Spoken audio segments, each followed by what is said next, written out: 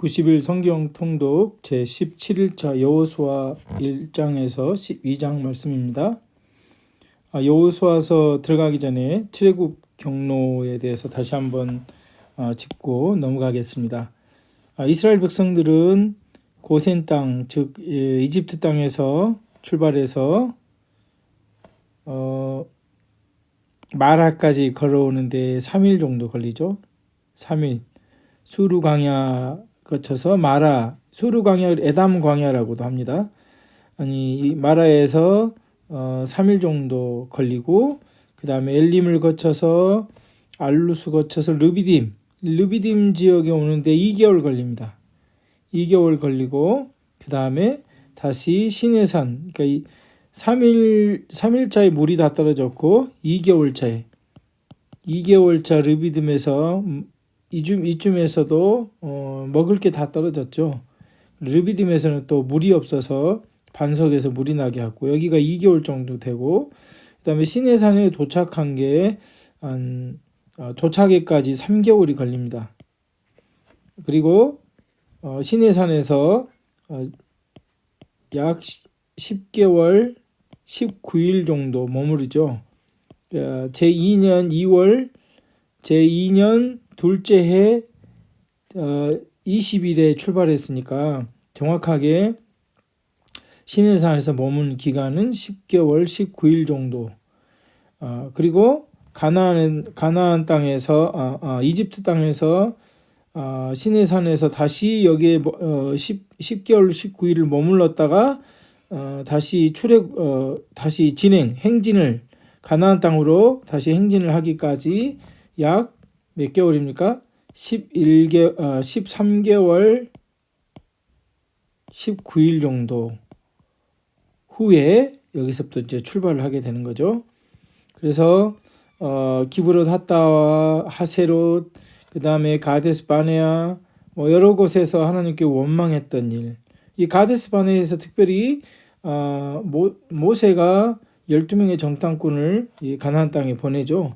가나안 땅의 북쪽부터 남쪽까지 모든 땅을 다 정탐하도록 40일 동안 정탐하도록 보냈지만, 우리가 너무도 잘 아는 10명은 부정적인 보고를 하고 2명 여호수아와 갈렙은 믿음의 보고를 해서, 결국은 하나님께서는 이 10명의 부정적인 보고에 의해서 온 백성들이 하나님을 원망하게 되고, 그래서 하나님은 그에 대한 진노로 이들이 가나안 땅을 40일을 정탐했던 그 기간을 환산해서 출애굽 제1세대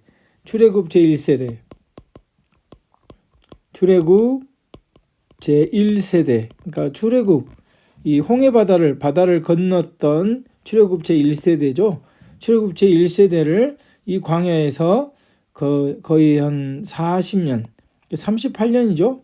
정확하게 말하면 38년을 방황해야 합니다. 그리고 다시 원점으로 돌아와서 이제 가데스 바네아에서 다시 에돔 땅을 가려고 했지만, 지나서 이렇게 가나안 땅으로 올라가려고 했지만은 에돔 왕이 이 에돔 땅의 왕의 대로를 주지 않아서 어디로 갔습니까?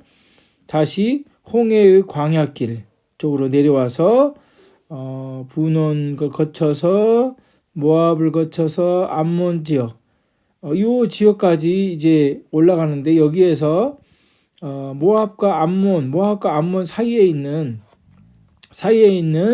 이 헤스본 왕 시온의 땅, 그리고 바산 왕 옥의 땅, 이 아모리 족속들이 살고 있는 요단강 동편 쪽 땅을 정복하게 되죠. 예. 그리고 이제 여기에서 가데스 바네아에서 이렇게 거쳐서 여기 모압 평지까지 도착하기까지 6개월이 걸립니다. 6개월 정도의 여정입니다. 원래 이 시내산에서 가데스 바네아는 가나안 땅의 경계라고 할 수 있죠. 여기까지 걸리는 게, 여기서부터 시내산부터 여기까지 약 600km인데 11일 길이었습니다.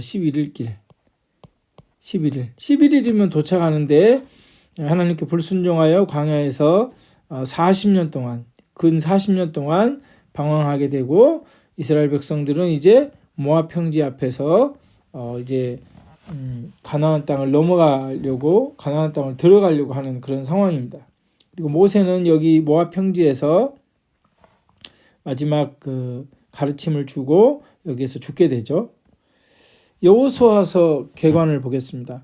여호수아서는 이스라엘 백성들이 40년간 광야 생활을 마치고 이제 가나안 땅으로 들어가서 그 땅을 정복하고 또 이스라엘 각 지파에게 땅을 분배하고 마지막으로 여호수아의 권면으로 유언을 남기면서 끝나는 책입니다. 창세기 12장 1절에서 3절에 보면 하나님께서 12장 창세기 12장 1절에서 3절에 보면 하나님께서 아브라함에게 주신 언약의 첫 번째는 뭡니까? 여호와께서 아브라함에게 이르시되 너는 너의 고향과 친척과 아버지의 집을 떠나 내가 네게 보여줄 땅으로 가라. 내가 너로 큰 민족을 이루게 한다고 그랬습니다. 처음 약속이 큰 민족을 이루게 하신다. 이루고 내게 복을 줘 내 이름을 창대하게 하게 하리니 너는 복이 될지라. 3절에 너를 축복하는 자에게는 내가 복을 내리고 너를 저주하는 자에게는 내가 저주하리니 땅의 모든 족속이 너로 말미암아 복을 얻을 것이니라.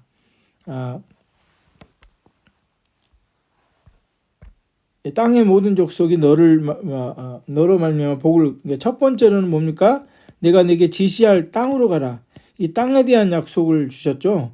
두 번째는 뭡니까? 큰 민족을 이루게 하겠다. 세 번째는 뭡니까? 너를 축복하는 자에게 내가 복을 내리고 너를 저주하는 자는 내게 저주하리니 땅의 모든 족속이 너로 말미암아 복을 받을 것이다. 땅의 모든 족속이 복을 받게 한다는 거죠. 아브라함에게 하신 세 개의 언약, 땅, 큰 민족, 땅의 모든 족속이 복을 받게 한다. 이 세 개인데 이 큰 민족은 출애굽할 때 이미 이루어졌죠. 이스라엘 백성들이 한 사람 아브라함을 통해서 약 430년 후에 250만 명 이상의 200에서 300만인데 250만 명, 어림잡아서 한 250만 명 이상의 큰 민족이 되죠. 그리고 이제 두 번째로 땅에 대한 언약이 성취되는 걸 보시죠. 이거는 큰 민족은 이미 성취가 됐죠. 그리고 땅에 대한 가나안 땅, 하나님께서 약속하실 이 가나안 땅에 대한 약속이 성취되는 것이 바로 여호수아서입니다. 여호수아서는 이제 5년에 걸쳐 이루어진 가나안 정복하는데 5년이 걸리죠. 그리고 10년에 걸친 땅 분배. 그래서 약 15년의 기록입니다. 가나안 땅에 정착하는 과정을 기록하고 있습니다. 그러나 사실 여호수아서의 기록은 하나님께서 아브라함에게 하신 약속을 이루신 사건입니다. 하나님은 아브라함에게 내가 내게 보여줄 땅으로 가라. 내가 너로 큰 민족을 이루고 내게 복을 주겠다. 라고 말씀하셨습니다. 하나님은 아브라함은 순종하여 가나안 땅으로 갔고 하나님께서는 아브라함에게 너는 눈을 들어 너 있는 곳에서 북쪽과 남쪽과 동쪽과 서쪽을 바라보라. 보이는 땅을 내가 너와 네 자손에게 주리니 영원히 이르리라. 하나님께서 즉 가나안 땅을 주시겠다고 한 경계는 어떻게 되냐면 애굽에서 메소포타미아까지입니다. 메소포타미아. 이제 아람까지 아람 땅까지 북쪽에서 남쪽으로 그 경계를 우리가 볼 수가 있습니다. 다시 말하자면 가나안 정복은 전적으로 하나님께서 아브라함과 이스라엘 백성에게 약속하신 하나님의 약속의 성취의 사건이다라는 것을 알 수 있습니다. 창세기 12장 1절에서 3절, 창세기 17장 8절, 출애굽기 33장 1절에서 3절, 신명기 4장 5절 8절, 신명기 12장 2절에 약속이 실현된 것입니다. 그러니까 언약의 성취가 된 것이죠. 또 한 가지 중요한 점은 출애굽 제1세대는 하나님께 원망하다가 광야에서 모두 죽었다면 광야에서 태어난 제2세대, 즉 만나 세대는 출애굽 40년 동안 하나님의 훈련을 받았죠. 그리고 하나님 말씀에 순종합니다. 신앙교육이 얼마나 중요한지를 깨닫게 하는 대목이죠. 여호수아서에서 하나님께서는 정복전쟁을 통해서 가나안 족속에 대한 진멸 명령을 내립니다. 왜 하나님께서는 이토록 잔인한 진멸 명령을 내리셨을까요? 하나님은 가나안 땅에 거하는 족속들을 진멸하되 그들을 불쌍히 여기지도 말라고 했습니다. 이것을 민수기에서도 신명기에서도 봤듯이 거룩한 전쟁으로 볼 수 있습니다. 거룩한 전쟁. 그 첫 번째 이유는 가나안 땅에 거하는 민족들이 행하는 가증한 일과 악행 때문이라고 말했습니다. 하나님께서 그 악을 모두 다 제거하시는 것이죠. 두 번째로는 하나님의 통치를 회복하기 위해서는 우상을 숭배하는 가나안 지방의 이방 문화와 섞이지 않게 하기 위함이었습니다. 하나님께서 아브라함을 선택하신 이유가 무엇입니까? 아브라함을 선택한 이유는 하나님 나라의 통치를 회복하기 위함입니다. 인류를 구속하기 위한 계획. 첫 번째는 하나님 나라의 통치 회복. 즉 아담과 하와의 반역과 불순종으로 인간을 타락했고 결국 하나님의 심판을 받게 되잖아요. 그렇지만 하나님께서 인간을 사랑하시고 다시 이 하나님의 나라에서 통치를 회복하시고 한 사람 아브라함을 통해서 이삭과 야곱과 아브라함의 그 후손들을 통해서 하나님께서는 하나님께 순종하는 사람들을 통해서 하나님 통치를 회복하려고 하시는 거죠. 두 번째로는 뭡니까? 인류 구속을 하기 위한 하나님의 계획이라는 것이죠.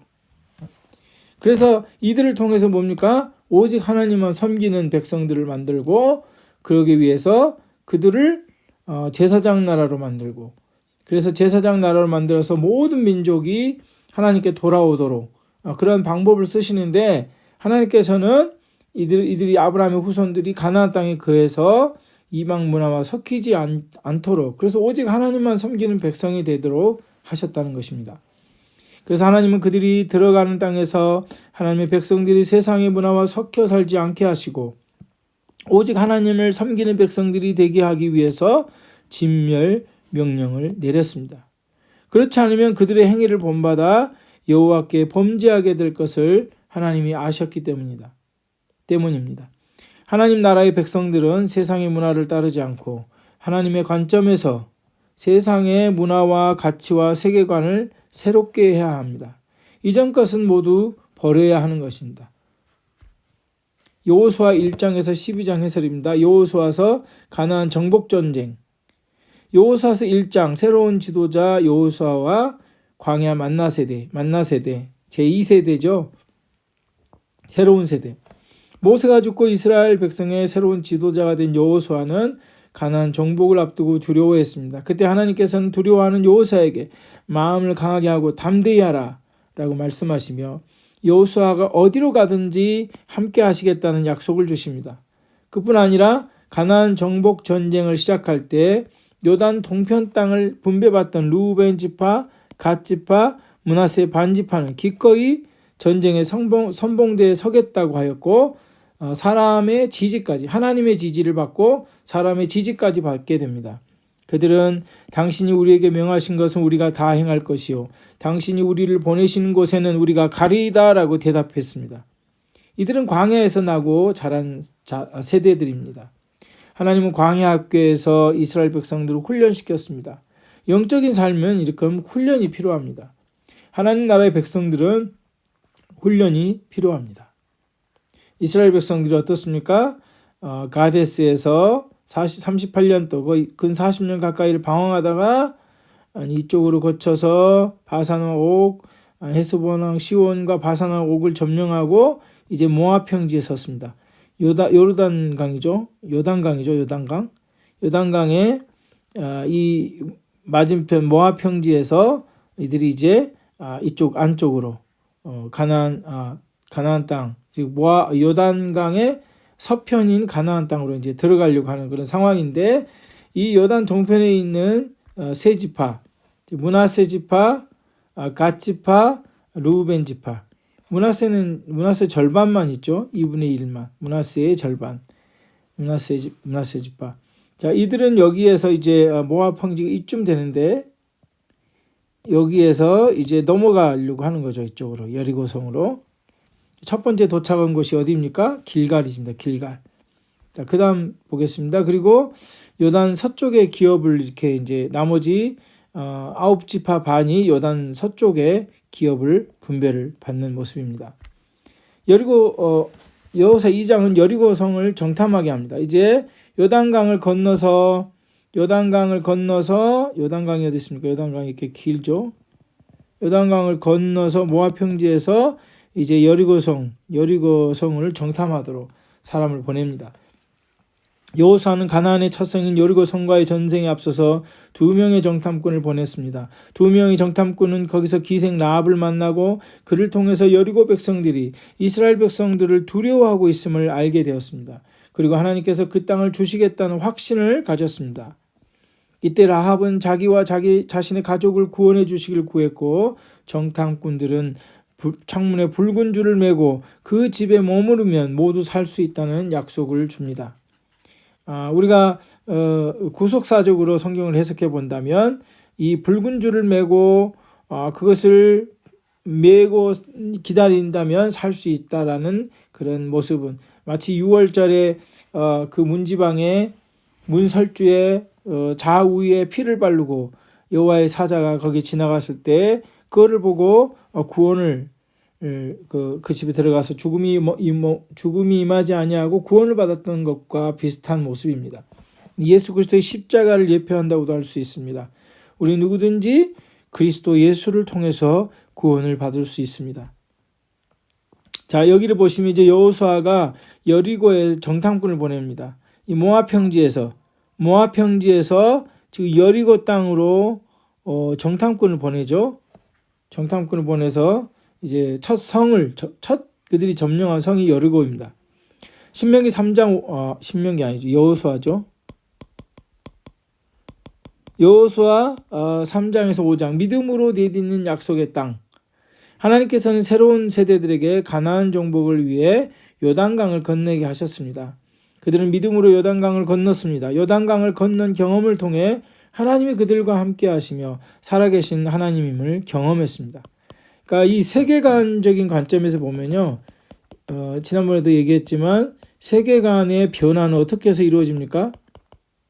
우리의 지속적인 이성과 경험이 축적되면서 세계관의 변화가 점점 이루어지는 겁니다. 하나님 누구신지 잘 들었습니다.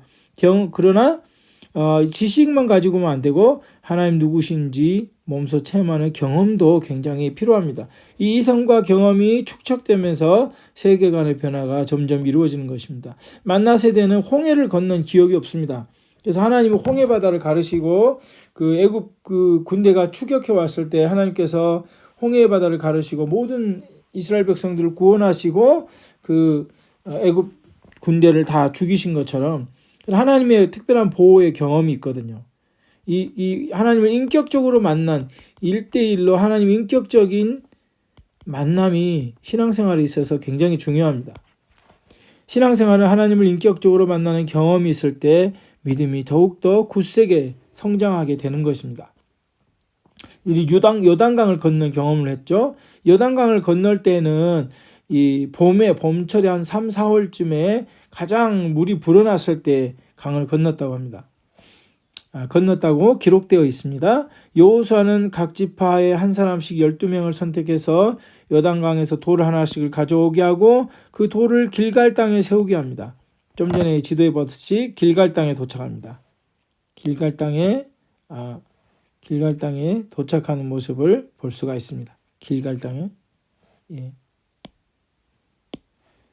길갈 땅에 도착해서 요단강에서 가지고 온 돌을 여기에다 세우고 이 길갈에서 할례를 행합니다. 그리고 하나님께서 요단강을 건너게 하셨던 사건을 기념하고 이후에 후손들을 가르치고자 했습니다.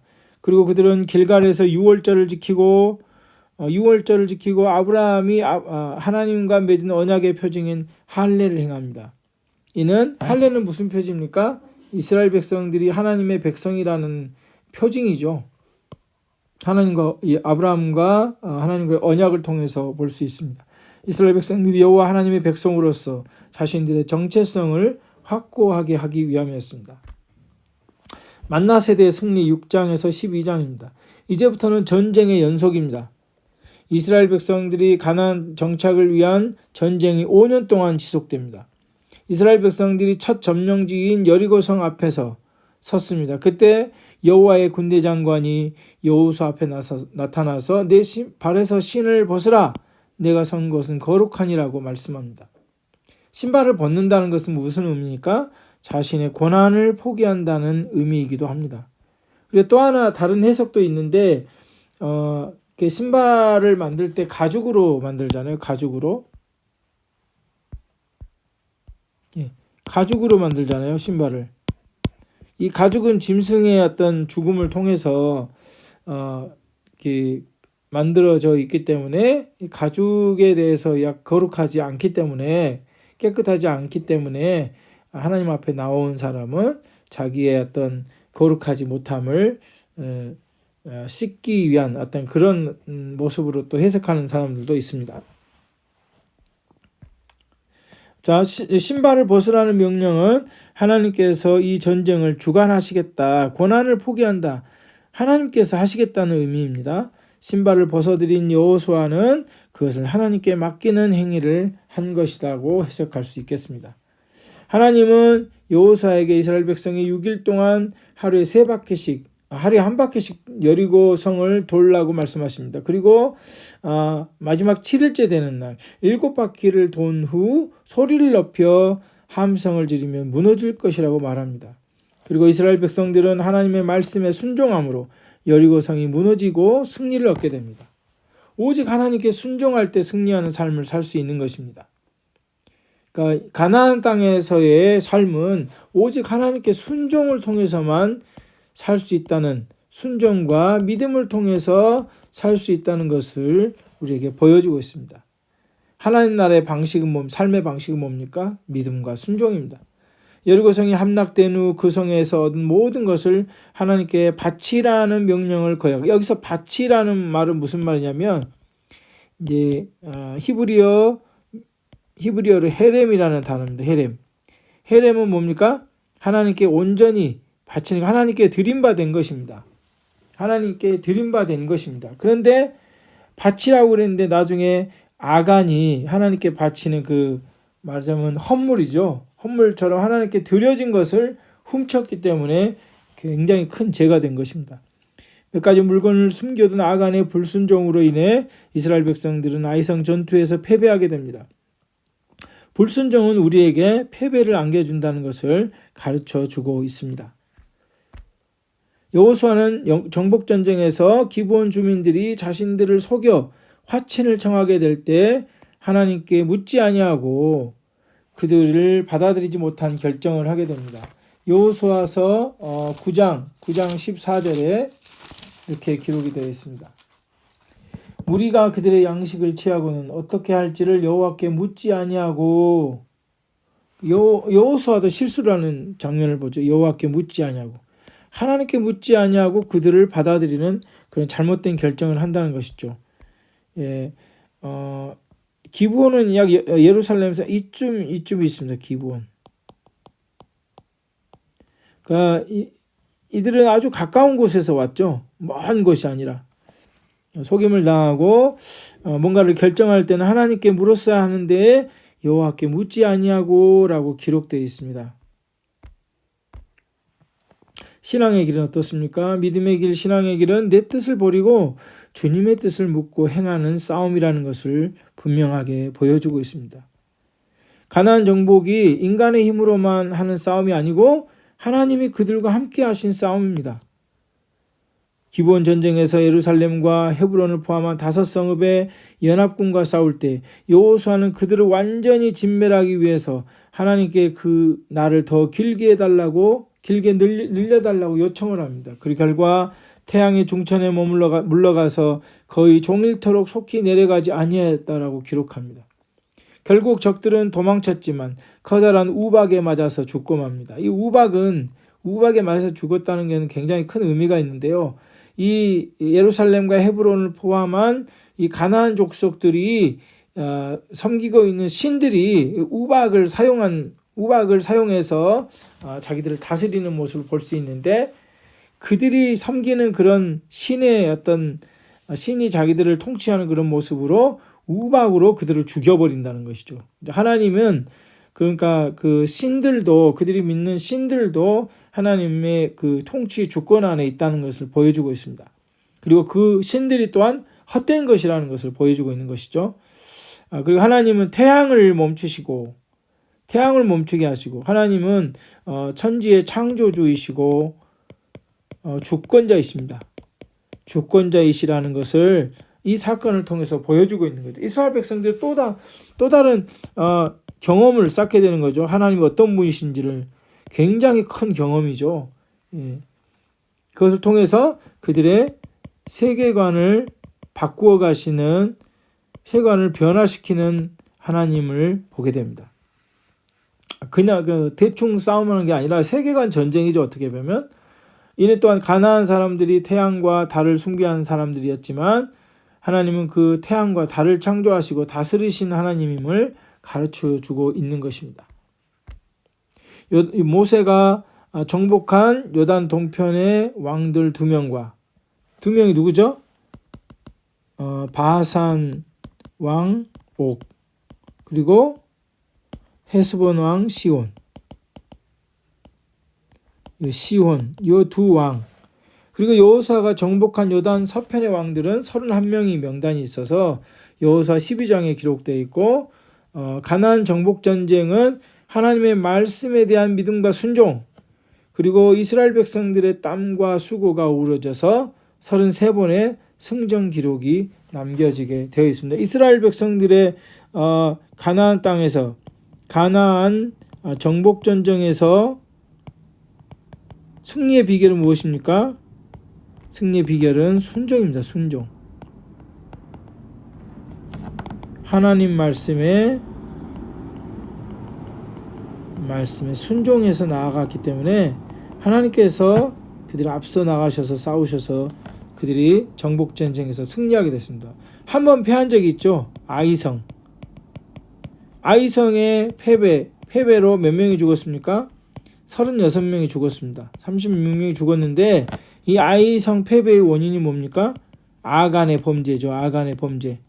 그러니까 여리고성을 점령하고 그 점령하고 거기에 있는 물건들을 하나님께 바치라는 헤렘의 명령 하나님께 바치라, 하나님께 드려야 되는 그 명령을 어기고 아간이 그걸 단순하게 생각하고 그 자기의 탐욕으로 하나님의 명령을 어긴 거죠. 불순종입니다. 불순종. 패배의 원인은 불순종이라는 거죠. 즉 하나님의 나라에서 승리의 비결은, 세상 속에서 또한 승리의 비결은 뭡니까? 신앙인은 하나님 말씀에 순종하는 거다. 불순종은 패배의 원인이 된다라는 것을 기록하고 있습니다. 여호수아 12장까지 마쳤습니다.